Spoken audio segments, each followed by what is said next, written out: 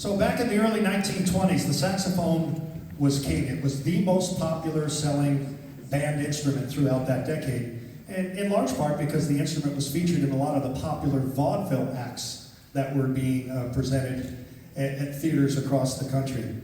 And there were, of course, so many saxophonists in the school band at that time, but never enough double reed players. Even today in my travels, I find that it's very rare to find a student willing to accept the challenge of playing an oboe, a bassoon, or an English horn. They're extremely challenging instruments. So the Kahn Musical Instrument Company, based in Elkhart, Indiana, came up with an interesting idea to try to solve that problem. They created the conosax, an instrument that functioned like a traditional saxophone, the same fingerings that are used to play the sax, but they pitched it in a different key and changed the shape to make it look and sound a little bit like an English horn. You gotta use your imagination, but that was the angle that they did. And so these instruments went into production in 1928.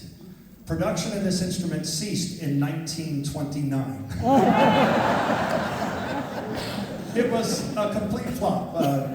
Composers didn't write music for it, band directors didn't order it, so it was phased out. Now, interestingly enough, a couple of years later, in the early 30s, these instruments were taking up valuable storage space at the Kahn factory.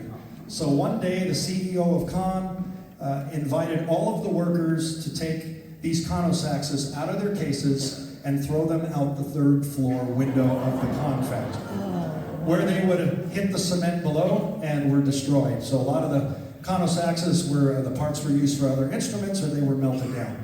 So there's said to be only about 25 of these left in the entire world. So I really I appreciate our oboists allowing me the opportunity to play their solo part so you all can hear the very rare conosax.